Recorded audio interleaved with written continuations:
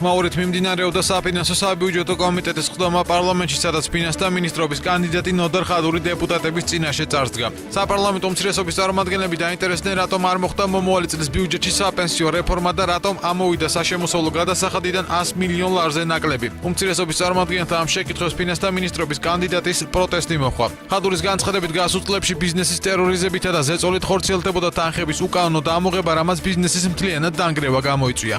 მაქსიმალურად შევეცადე, რომ შეკითხების ფორმულირებას კი ისე გამეკეთებია, რომ ერთი და იგივე პასუხი, რასაც სტანდარტის სახით მიჩვეული ვარ, არ მიგვეღო მართლა, მაგრამ ძალიან რთული იყო ამის გაკეთება. მოდი პირდაპირ ვთქვათ, რომ მე მართლა ვფიქრობდი, რომ ეკონომიკურ ბლოკში იქნებოდა ცვლილებები, იმიტომ რომ საქართველოს ბიუჯეტი დღეს გარღვეულია, პირდაპირ ვთქვათ, მომავალ წლის ეკონომიკურის და უკანმიდის უმუშევრობა გაიზარდა, ვალს ვიღებთ მაღალ პროცენტიან შიდავალს მომავალ წელს. გამომდინარე შეკითხვებიდან მე გამოვყოფდი იმას, რომ რა დაუტოვა ხადურმა ხადურს.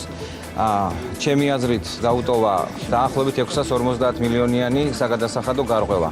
ნახოთ ახალი ხადური როგორ იმუშავებს და ამოქაჩავს თუ არა ამ თანხებს. თანხა 230 ლარი პენსია არასოდეს არ დასახელებულა, ითქვა რომ პენსია იქნებოდა საარსებო მინიმუმის ხელა და წელს 1 სექტემბრიდან პენსია უკვე არის 150 ლარი, ანუ საარსებო მინიმუმზე მეტი და გაგრძელდება სოციალური დახმარებების და მომავალ წლებში ასევე პენსია გაიზრდება.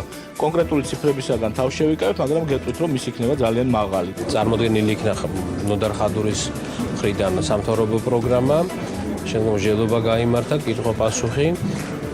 საბოლოოდ კომიტეტმა ფარული კენჭისყრით, როგორც ეს დადგენილია კანონმდებლობით, 10 კომიტეტის წევრიდან 6-მა მხარი დაუჭირა წარმოდგენილ პროგრამას და ნოდარ ხადურის კანდიდატურას.